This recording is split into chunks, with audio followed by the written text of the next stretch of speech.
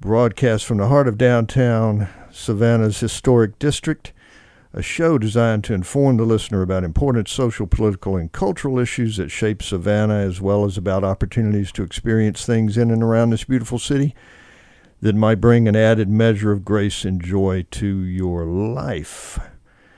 And we are here every Tuesday and Thursday. We're now on our new schedule. We used to be every Wednesday at 9. Now we're Tuesday and Thursdays from 8 to 9 in the morning.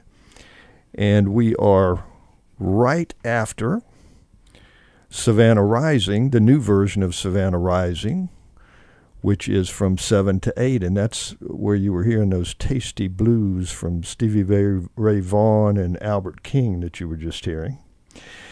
So Savannah Lexicon, we are happy to have you listening this morning. And this morning I'm pleased to have with us Leslie Etherly, the Director of Development for Savannah Center for Blind and Low Vision, and Chris Poulos, a graduate of the Savannah Center for Blind and Low Vision programs. Good morning. Good morning, Wayne. Good morning to both of you. I'm so glad you're here. And hopefully everything's good out there. You got in with no problem. Everything's good. Okay. I just wanted to talk about the Savannah Center for Blind and Low Vision. Of course, it's a great asset for this community, and you guys do a lot of good work. I wanted to make sure that as many people know about it as possible, so I wanted to give you an opportunity to talk about it. I certainly did not know as much about it before I did a little research to get ready for this. And I see that you guys provide service in 29 counties of southeast Georgia. Is that correct? That is correct. That's amazing. I mean, I had no idea. I thought it was just Savannah, basically. But you're 29 counties. That's a lot. Offered either in the home or at the center. Right. For those folks that cannot make it to Savannah, we will go to their homes. That's nice. That's very good. I had no idea about that either. How long has the center been here? It's been here a long time, right? 1963. Wow. Yeah, I was surprised. I've only been with the center for 3 years. Okay. 3 years in August. I'm new to Savannah. Oh. Originally from Tennessee.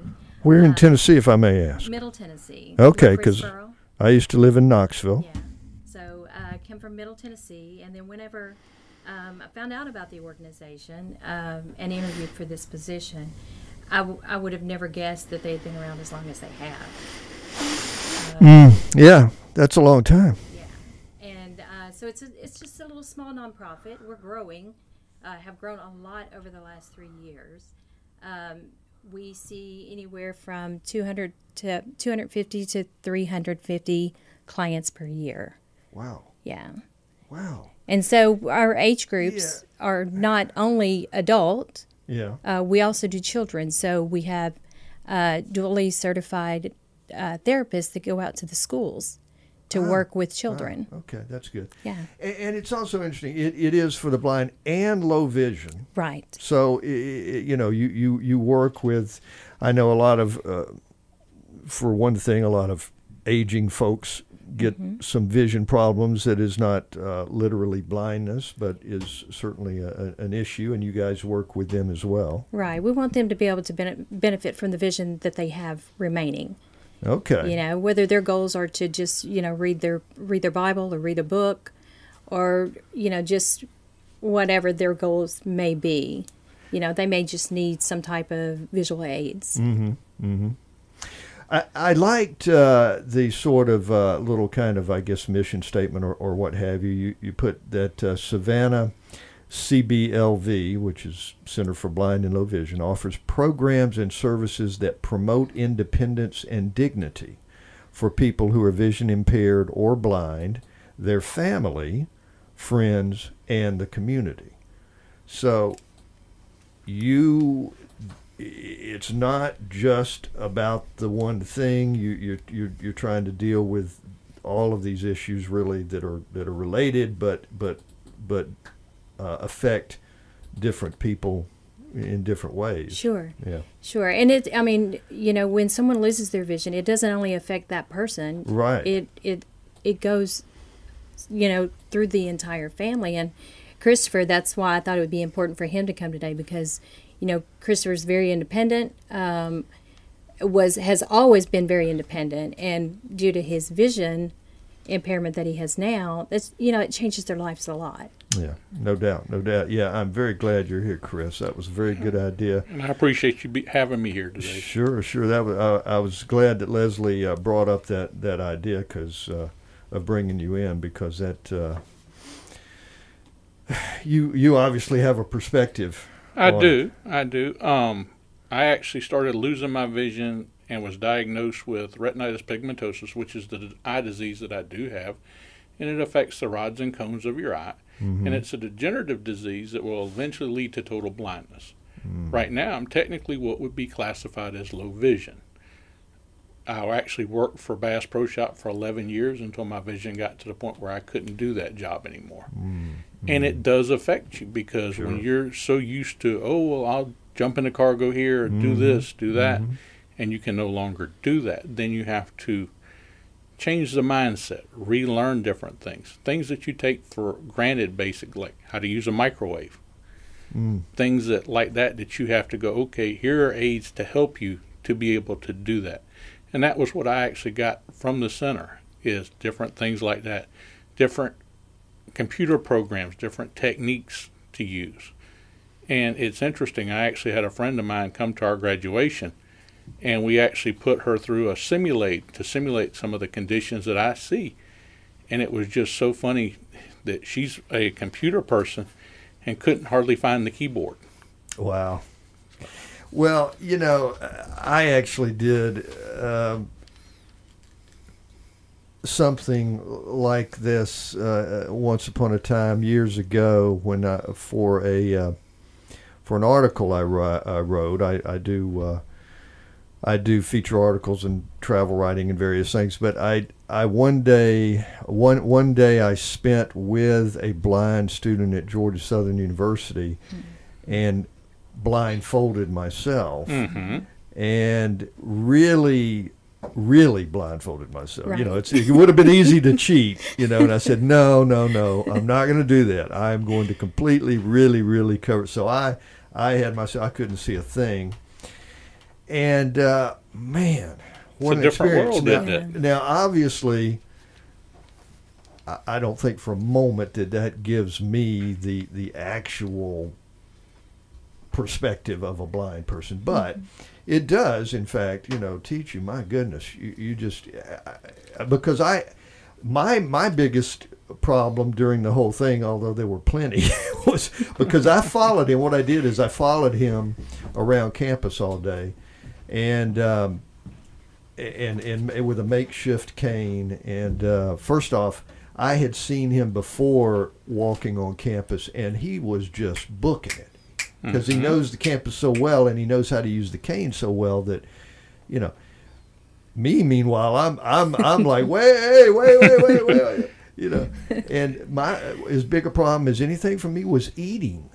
Yeah, it's a challenge. I had, and it never occurred to me that was going to be an issue. But we went to lunch, and it was a serious challenge. But anyway, tell us a little bit more, Chris, or either one of you, about sort of, you were mentioning, and you did mention the kinds of skills that you learned there, and tell us a little bit about how that works. I'm assuming that was mostly at the center? It was. I actually went to the center for between 3 and 4 days a week for about 5 months. And I actually, I had gotten a cane ahead of time, because it's interesting when you go out with people and you don't have a cane. And you have low vision, because then it's like you lose people in a crowd, and people look at you like, what is wrong with this person? Well, a cane actually gives people an idea, hey, this person has a vision loss. Right.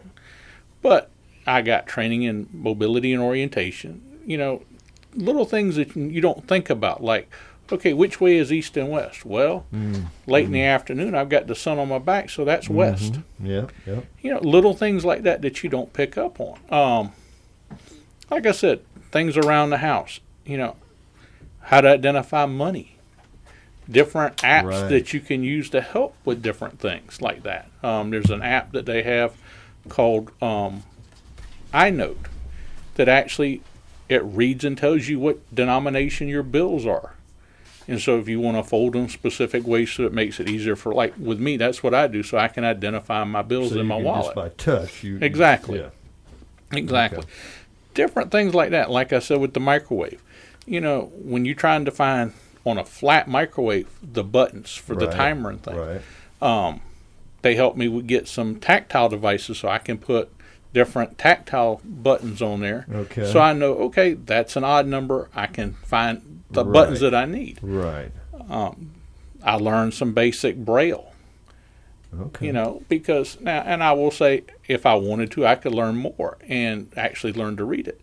But I'm an older person. I'm in my late 40s. And so I don't have the sensitivity in my fingers. Chris, first off, that's not an older person. That's what I'm thinking too. But I mean, if I had learned it, say, at 8 or 10 or 12. Sure.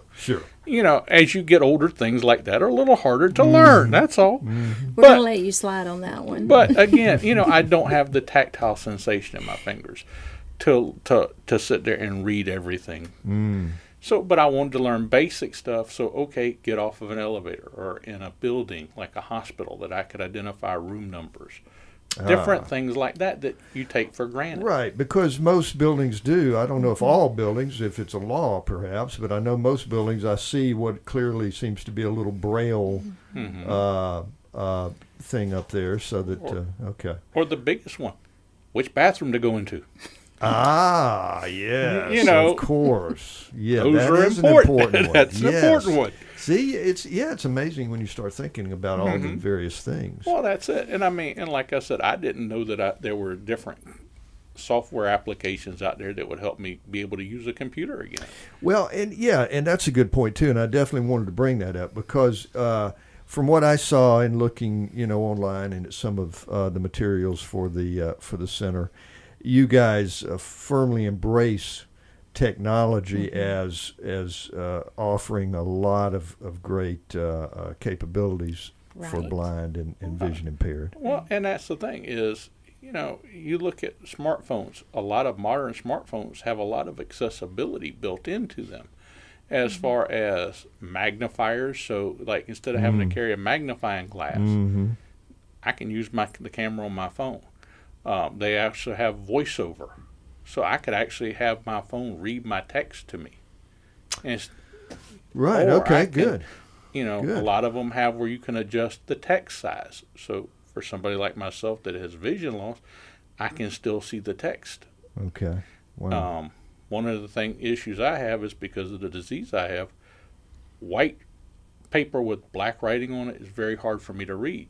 I can invert colors. So now I have a black screen with white writing. So it's not as much glare on it. I see. So, I mean, there's just different techniques that you learn. And that's the thing. You have to be able to adapt and keep on going. The biggest issue I see is you have a lot of people that when they start losing their eyesight, they become very much an introvert. And it's, and I understand that. I went through a little bit of that to begin with, but it's like, I'm one of those people that, if I can keep doing, I'm going to keep doing because I don't want to sit in my house and just do nothing. That was why I'm very active in the community. I'm actually in the Coast Guard Auxiliary. Now, there are certain things that in that organization that I can't do. I'm not going to be on a boat underneath helping with helicopters and stuff. But there are different things I can do. I'm actually a telecommunications operator. So I have VHF radio capabilities that I can help with because that's things that I can do. And so I try to be very active in the things that I can do. Good. Yeah, because I could see where it could be very isolating if you let it. Yeah. Very much so. Wayne, I'd love for you to come out to the center, sometime just so that I can give you a tour of the center. And maybe you can experience some of the things that we have going on under Sleep Shade. I would love to do that. I should, and actually, I will tell you that my older brother has a low vision situation from glaucoma, so I'm a little bit familiar with it in that aspect of dealing with him. But yeah, absolutely, I would love to do that. Yeah. So tell us now, the center is where? It's 1141 Cornell Street, or Cornell Avenue. It's the same street that BC is on. Seawright Drive and Cornell kind of go between Waters and Eisenhower. Right. We were downtown at 214 Drayton, and we purchased a facility out there and renovated, did a full renovation. So the center it basically looks like a house, Right. which for our students it makes more sense because they're training for independence. Yeah, because your first office was just an office kind of scenario, so now you're Right. in a home environment where really much more applicable to To their people's everyday living, to yeah. their everyday living. Yeah. Yeah, and so when you come into our facility, you'll see that there's a kitchen that's set up. It's a training kitchen where our students will learn, how to work the microwave or how to properly cut, and so that they're not cutting their fingers and stuff like that. And then they teach all type of home living type situations, such as folding clothes and ironing and just and moving around. just stuff I that guess, we who have sight, we just take advantage of every day. Yeah. We just And take it for granted. take it for granted. That's what I meant. Yeah. Well, no, and advantage too. I mean, we take advantage but we take it for granted too. And boy. Oh, yeah. Well, that's why there was a fundraiser they had. What was it in January? That was the Dining in the Dark. Yeah, dining in the dark. Which I I think mentioned that on the show, and that sounded like such a fascinating thing. It was fabulous. And it was interesting because I was actually there. Well, I was at a table with a group of people, and it was interesting to me because, okay, I didn't have an issue finding my food or finding my drink, and somebody at my table spilled a drink, and I could immediately tell that they spilled it just from the smell. Yeah. And I mentioned that, and somebody goes, "What did you say?" And the guy next to me goes, "Oh, never mind. I smell it now. I get what you're saying." And it's just you pick up different things like that, and you don't realize how much you rely on your sight for your other senses. Sure. And that was one reason we did that event, and we're going to do it again. It's scheduled for January 20th in 2018. Okay. Was not only for a fundraiser, to bring money into the center, but just for the awareness, because so many people just really don't understand. Well, I think that's a great idea, because you really to have something experiential, because we can talk about it and that's good, and you Sure. can those with vision can read about it, and there's plenty of information out there. The website is www.savannahcblv.org. okay. So CBLV, Center for Blind and Low Vision. Yeah. So there's a lot of good information out there, obviously, but nothing brings it home like really experiencing that Right. yourself to the degree that you can. I hope that raised a lot of money for you. I don't know. I hope It did was, really well. I just hope that we can double it next year. Well, yeah. It's kind of a signature event for us, because who better to put some type of event on like that than people who live that every day. Oh, sure, So- absolutely. I hope that I will make a good effort to remember to invite you back just before that. Oh, that'd be great. To promote that, because that's certainly the organization is certainly a worthwhile service here in the community, and we would be quite happy to have you back to talk about that at that time. Is that the big fundraiser of the year, or do you have others? We do have others. Matter of fact, my springtime schedule is quite hectic, and I do it to myself, every year. We just learned that there's so many events that go on in the fall that springtime seems to be a better time to put events on. So Okay. April the 8th, starting at noon, we've got the Hodges, Hunter, Wilkes trial lawyers of Oliver Manor, who are presenting the sporting clay. That's going to be out at Dorchester Shooting Preserve. Okay.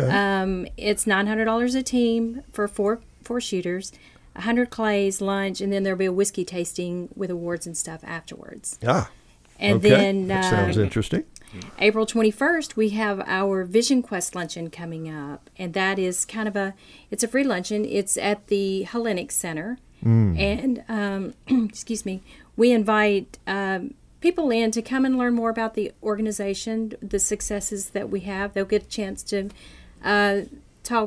hear our students talk. Okay. This year, our speaker is the mayor. Oh. Mayor Deloach. So good. Can't go wrong there. I don't think so. And then May the 15th, we have the GAIT 4Vision golf tournament. That's going to be at Savannah Quarters. Okay. Country Club. Well, so golf is always a good one. Yeah, that's $600 a team, and this is our first year of having it at that location. But we've been out there, and the establishment is beautiful. The course is just beautiful. So we're excited about that. Excellent. August 26th, Savannah Vision Conference. It's a tech conference that we offer to vision techs of doctors so that they can come and get their accreditation hours. Okay. We do that. It's a one-day event, and we do that just so that we can kind of give back to the doctors who refer the students to us. Okay. November the 4th, we have the Rock and Roll Marathon. We always put together a team for the Rock and Roll Marathon. Well, I'm all for rock and roll. So that's yes, you are. And I'm all for helping the blind and low vision. So that's a good combo right there. It is a great combination. So we'll be building our team, once again. We've done that for probably the last 3 to 4 years. Now, for a minute, go back to the one with the mayor. What is that, and when is that again? Okay, that's the Vision Quest luncheon. And what we do is we have table hosts that put together tables of 10 people.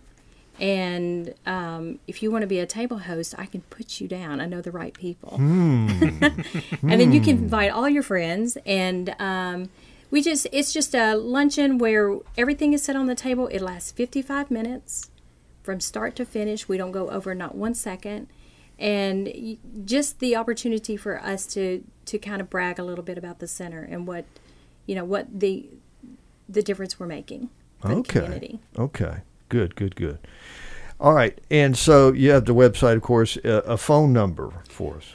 912-236-4473. Okay.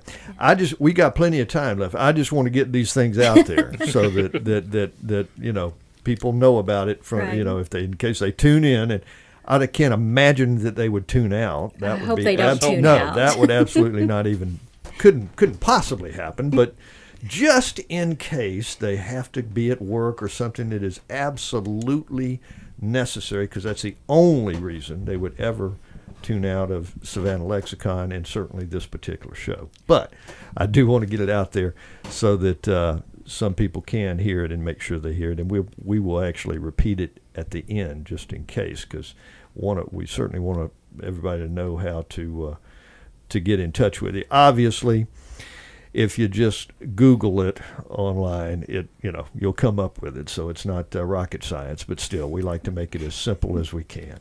Now, you guys with the center, of course, you do deal with people of all ages, right? You deal with very, very young children who are born perhaps with vision problems, and right up through older adults who have maybe not blindness but low vision problems. So that must be a challenge. Do you have many people coming in as very young people that you're dealing with?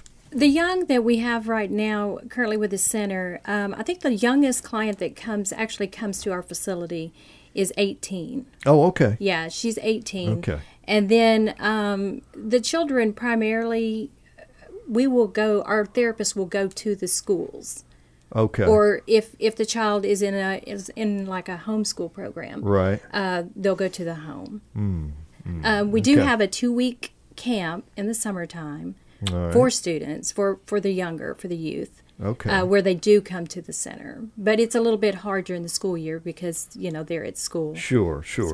But, I mean, the center is involved with them, whether it's absolutely. with younger people, whether it's at the center or not. Right. But you certainly get involved with those. Yeah, we go from ages 3 all the way to 103, I guess, and I guess that's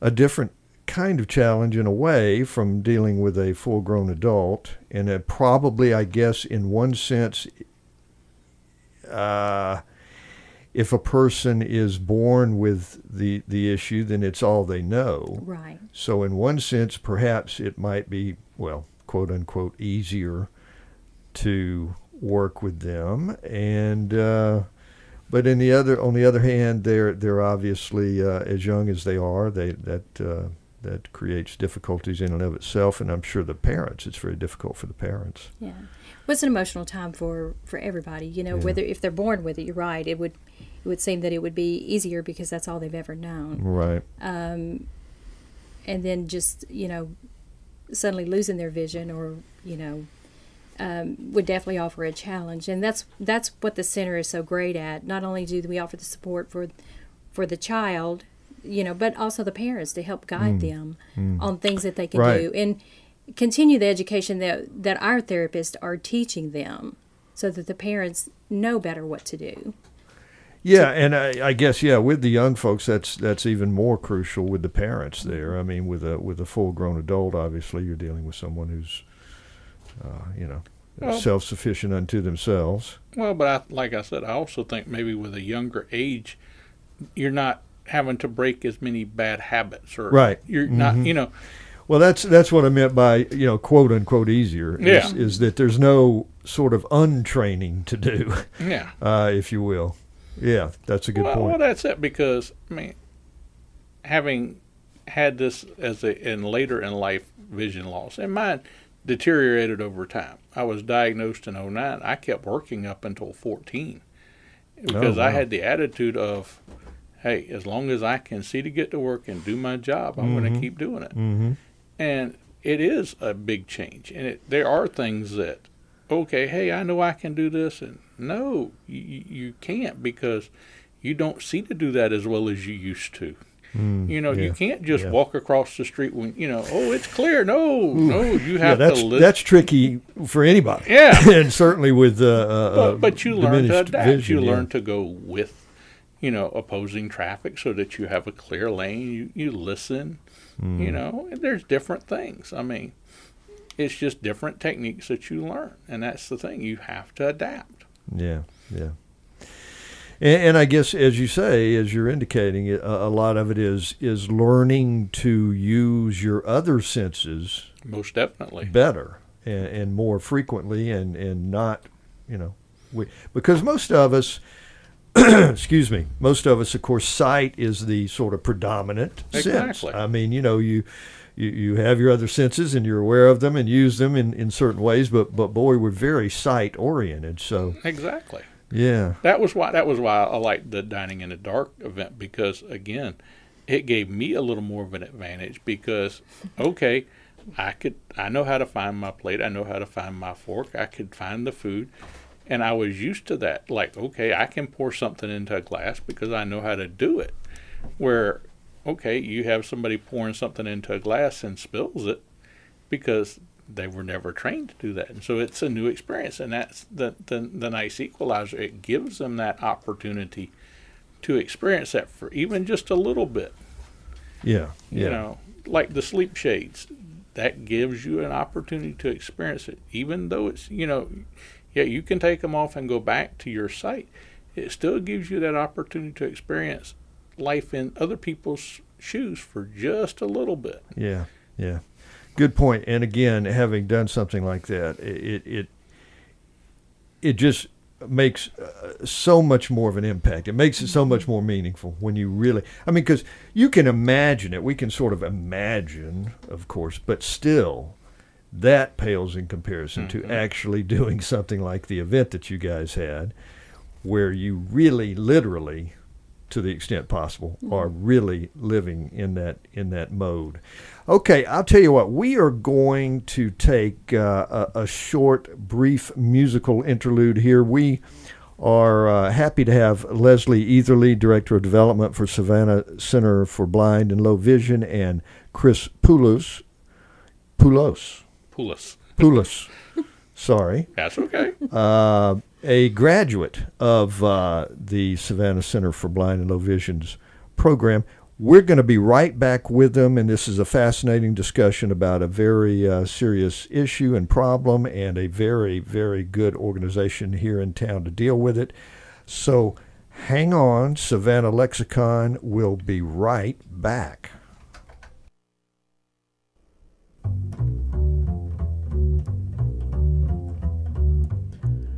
This is WRUU-LP, Savannah, Georgia, 107.5 FM, WRUU.org.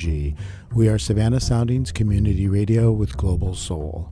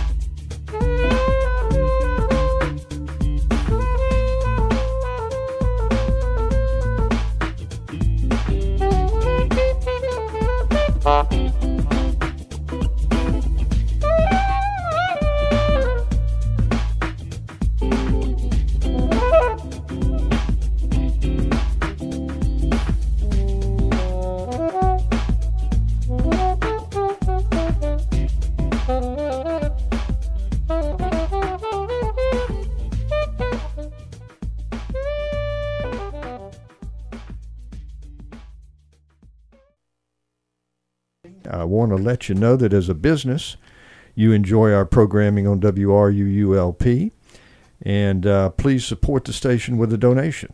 Let your customers, neighbors, and friends know that you share our vision of building a thriving community based on diverse, vibrant radio programming. As a business partner, our listeners will know you support Savannah's only broad-based community radio station. You can become a tower sponsor or underwriter. To check out the levels of corporate sponsorship and to donate, go to www.wruu.org/corporate. Again, to check out the levels of corporate sponsorship and to donate, go to www.wruu.org/corporate. Thanks for listening to and supporting WRUU-LP. Also, we want to let you know that the Dolphin Project needs boat owners, photographers, and other volunteers to help with scientific research on the Atlantic bottlenose dolphin along coastal Georgia. Volunteers must be 18 or older. More information is available by calling 912-232-6572. All right, we are back now and continue to speak with Leslie Etherly. Etherly. It's Etherly, but Etherly. Either way, it's okay. Boy, okay, I'm missing on the names this morning badly. Leslie Etherly, Director of Development, Savannah Center for Blind and Low Vision, and Chris Poulos. I got it, y'all. I'm getting the thumbs up from Chris. I got it right. A graduate of the center's programs.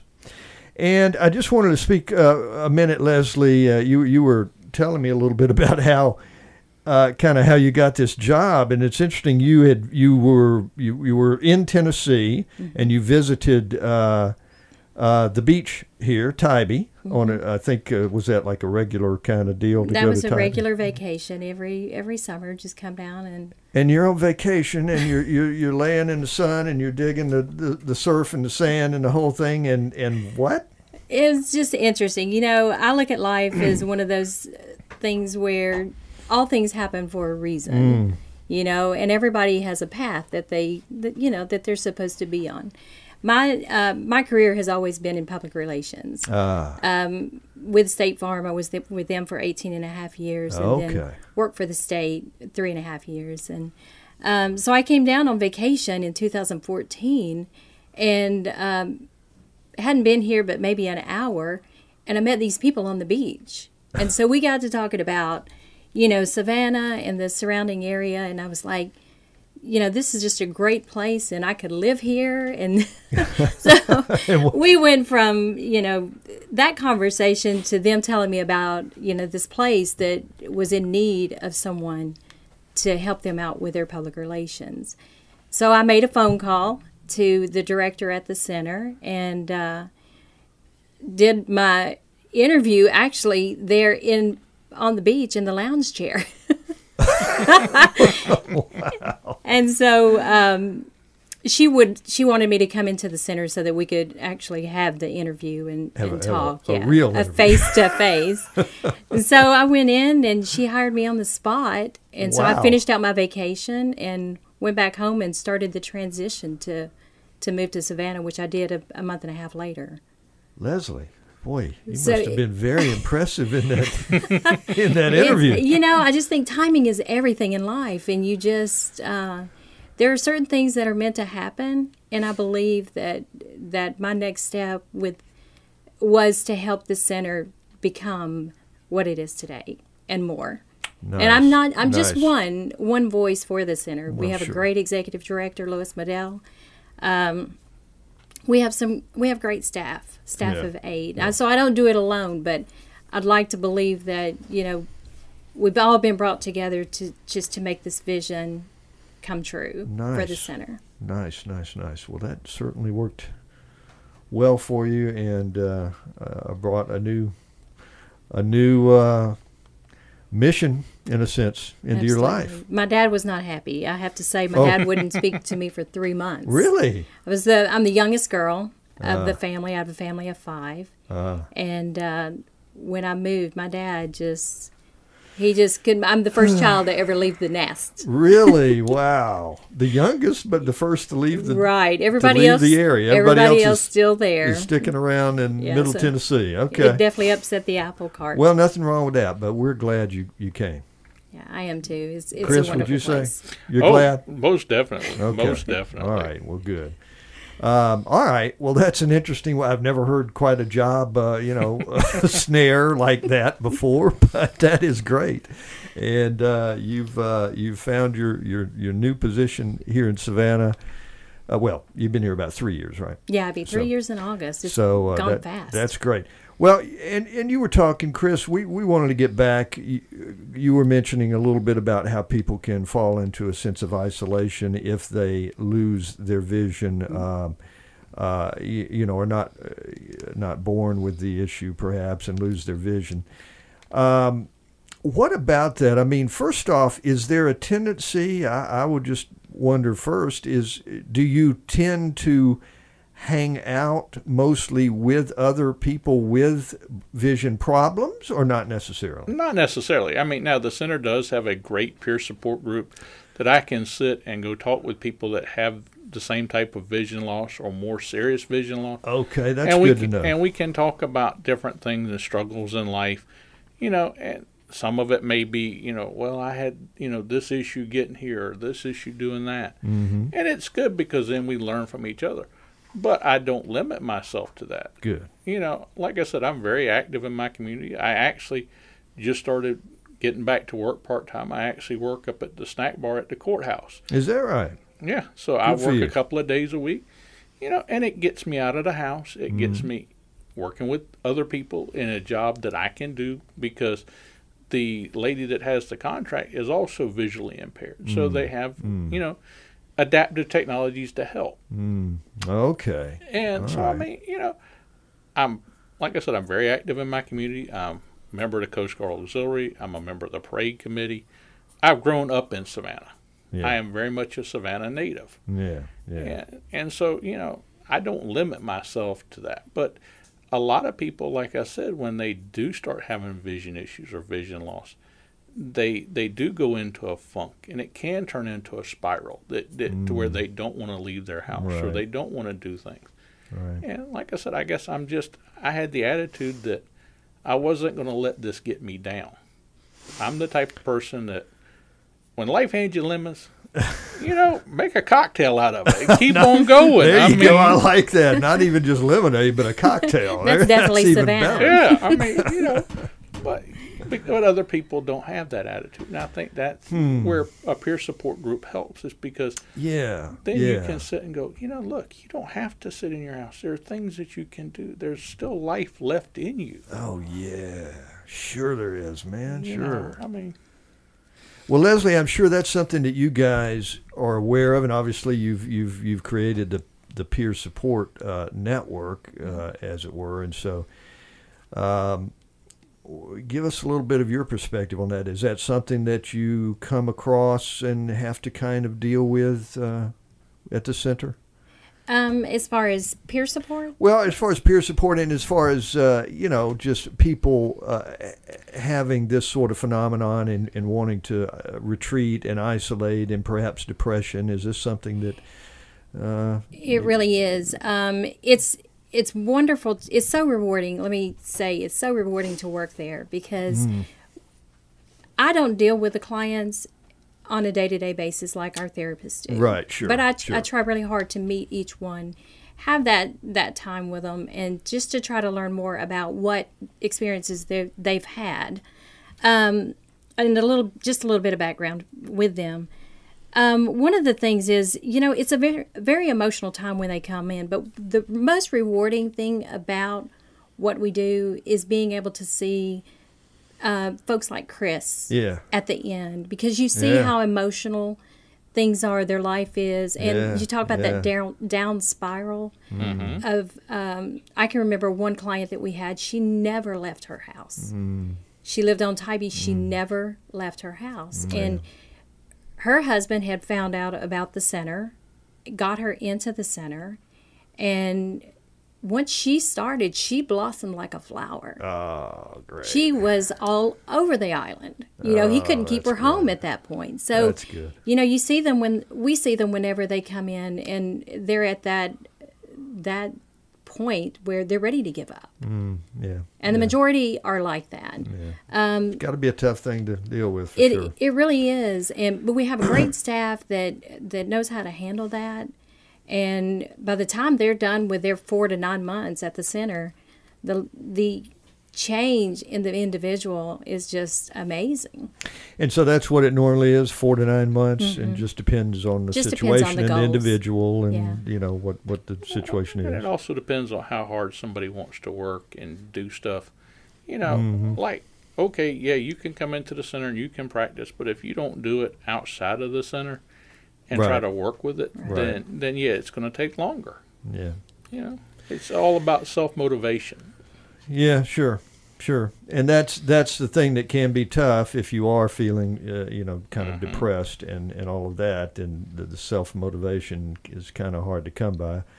But that's really important too. I mean, as far as the family, that the family is part of that. Absolutely, once they leave our facility, like you said, if they don't continue that work, it's not going to do the training is not going to do them any good. Oh yeah. So they need the self motivation and the family motivation from their families. Yeah. I'm sure the family connection, particularly with the younger people, but really anybody and everybody. Yeah. But it's got to be really important. Yeah. Oh yeah, and like with me, I get told all the time, "You don't look like you're blind." And it's like I guess that's a compliment. I mean, but it's like you want to go, well, exactly what does blind look like? Yeah, that's good. That's right. But again, I guess I don't let it get me down. I mean, like I walked the whole parade this past Friday. Did you?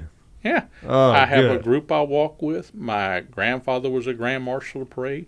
Wow. And he actually passed away on St. Patrick's Day. Oh, wow. So I walk in the parade every year, or try to, either walk or ride with family that are past grand marshals. So, I mean, like I said, I try to stay very positive and very motivated and get out there, because if people can see somebody like myself, okay, I walked the parade with my guide king, they can see that, okay, yeah, you can do anything if you set your mind to it. One thing I want to add is we also do a job readiness program at the center. So once our students complete their training, we have a counselor there at the center who works with them to find placement back in the community. Good. I mean, we're teaching them independence. We're teaching them how to get back to a normal life. And so we feel like it's kind of like a full circle. Yeah. Good. Yeah, because that's one of the nice things. Like I said, I still felt that I could be a productive member of society. And now that I'm back working a little bit, I feel I am really more of a productive member of society. Yeah. And there are things you can do. That's it. There definitely are things you can do. And as you indicated, apparently, if I understood correctly, they even have some of the technology at this particular place. And I guess there are certain people and job scenarios out there who have, can use certain technology to help out people. And that's the nice situation. thing is that there's also programs to where, like the computer software that I've got, if there was a job that I could do that I needed that, the state will also try to help out and do some placement with stuff like that, as far as getting making some of that software available and helping out with that. Because going to ask you that. Yeah, and I mean, and that's the thing, Because the state has to attempt to get you what you need. Anyone with any kind of disability, exactly. if they're capable of doing the job with some assistance of technology or other sorts of elements, then the state is going to provide that. Yeah. And like I said, that was my whole motivation, was I felt I was too young just to sit at home and do nothing. I was always too much of a vibrant person to ever try to do that. And it was just, I had to find a way to get the training that I needed. And luckily enough, I talked to my doctor, got a referral to the center because I'd heard about the good work that they had done. And I wanted to get that training. Like I said, unfortunately, you do have some people that they just don't want that. And that's the sad part, is because they do still have a lot of life left in them. And there are a lot of things that they can do. Well, they need to have a discussion with you and both of you for that matter, but certainly Chris, with your firsthand experience, they need to be talking to you. And they probably can at the peer support group. So for those kinds of people, I would think that support group is just a crucial part of this, because I'm sure you got to want to talk about this. Well, you do. And you want to hear from people like you who come out the other end. Well, I mean, like I said, I guess I'm lucky. I've always had that attitude that, hey, I woke up this morning, it's a good day. You got that right. That's right. If you're waking up, And life is good. that's it. That's it. So, I mean, you just have to make the most of it. This, and I'm fascinated by the computer stuff as well. That there are all sorts of things. There are well, first off, you can have a computer and the software that literally reads things out, can't you? Exactly. Yeah. The software I've got is a software called Magic. And what it does, it offers the reading capability along with the magnification capability. Nice. Because, again, since I'm still low vision, I do still have some vision left, it gives me that opportunity that I can magnify something to where I can still see it, but it also will read and talk to me. And the nice thing about it, it also inverts colors so that I can actually Yeah, that's see an it. interesting thing, yeah. So the black on white doesn't do well.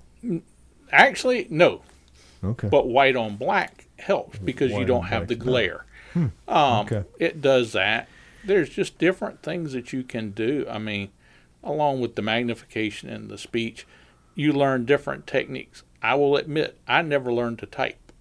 And so I always hunted and pecked. Well, when you can see, you can hunt and peck. You can see the keys. Right. What was one of the things I had to learn Excuse was, me. okay, where your placement of your keys are. And then, again, with tactile devices like bump dots, then I had finger placement. So I knew where certain keys were. And learning that, Wow. Yeah. So if you don't know how to type, Yeah. you better learn. That's yeah, it. and it's really interesting because if you go into our didn't think about technology, that. our computer lab there Yeah. at the center, there are no mouse pads, Right, nothing. It's all right. done with function keys. They Exactly. learn Shortcuts. from keyboard Right. only. Right. And Okay. so for someone for me who's sighted, who's always with my computer, I've used a mouse and that kind of thing. Right. It's a huge challenge for me. You might as Yeah, I was going to say I never did learn the shortcut stuff either. No. I never did learn that, and so you would definitely need that to use that kind of thing if you have vision problems. And that's the thing. That were some of the things that I had to learn. And that's, I mean, I appreciate that, and that's the thing. It's you learn that and you can use it because, again, I thought, well, I won't be able to ever use a computer again. Surprise, surprise. That's it.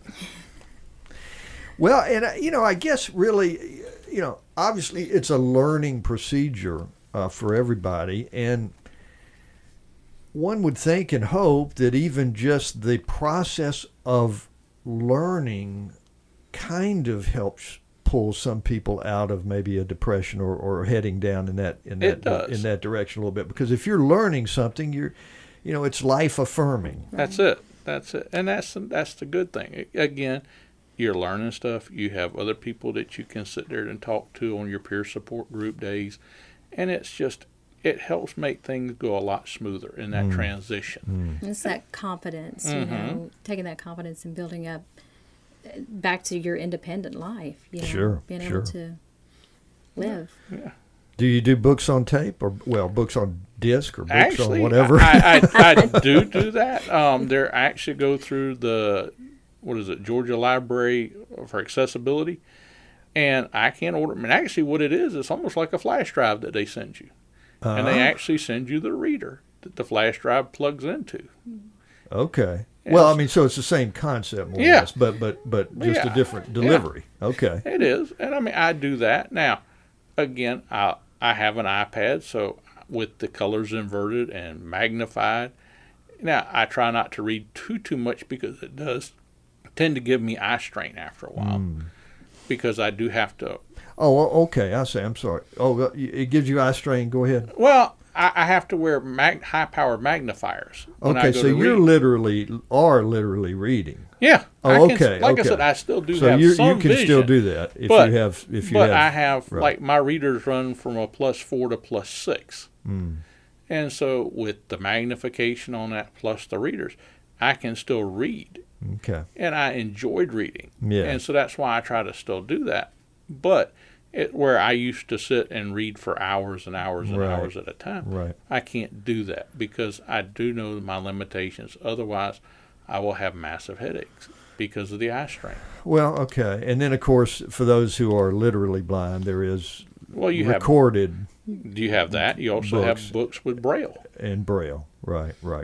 You know, and so you do have a lot of people. One of my instructors was blind, and she could read Braille faster than most people can read a regular book. And write it. And that's, you know, and that's the thing is you just have to learn to adapt to your situation.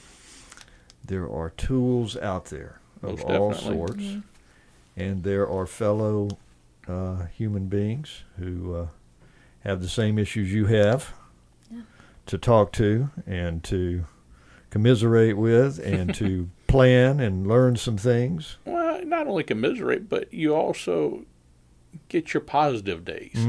Sure. You know, so you want to share not the bad, only the bad stuff, but the good stuff. That, you know, different achievements that you were able to do. You know, like with me, if you'd have told me 5 years ago that, okay, I'm going to drop you off and you're going to go meet your people for your parade, and then go walk a parade, and then walk back to where you left them in the situation that I'm in, I'd have told you were crazy. But I did it. You did it. Yeah. Good for you. Good for both of you. Good for Savannah Center for the Blind and Low Vision. Good for everybody who needs y'all's services, because you're here. And we're going to, I'll circle around just a minute, but we're going to kind of begin to wrap it up here, if you guys will just hang tight with us for just a minute. I want to let everybody know, remind everybody that there is a new schedule for Savannah Lexicon. Rather than the one show a week, 9 to 10, there are now 2 shows, Tuesdays and Thursdays from 8 to 9.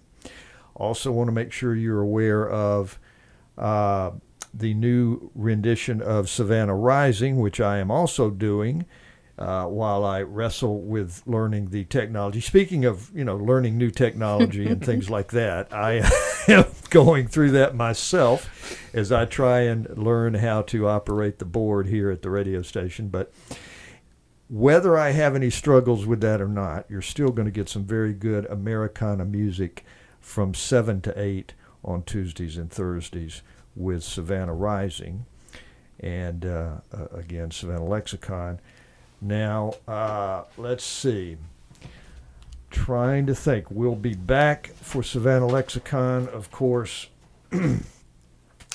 next week, and if I can just possibly get my mind straight as to remembering who it is that my guest next week is going to be. It's going to be somebody good. I promise you that. It's going to be somebody good.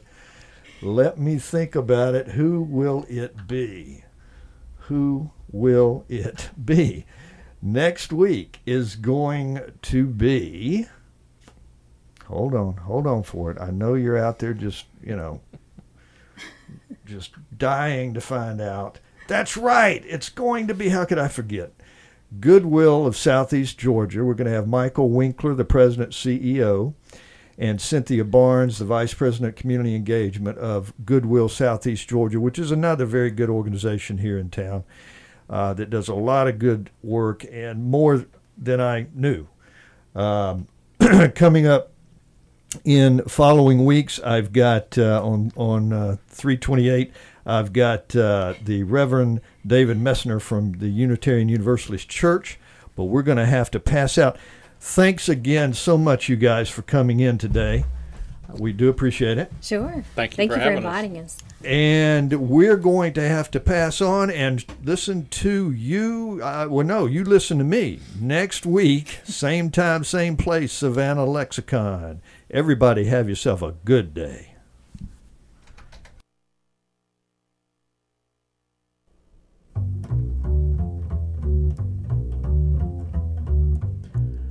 This is WRUU-LP, Savannah, Georgia, 107.5 FM, WRUU.org.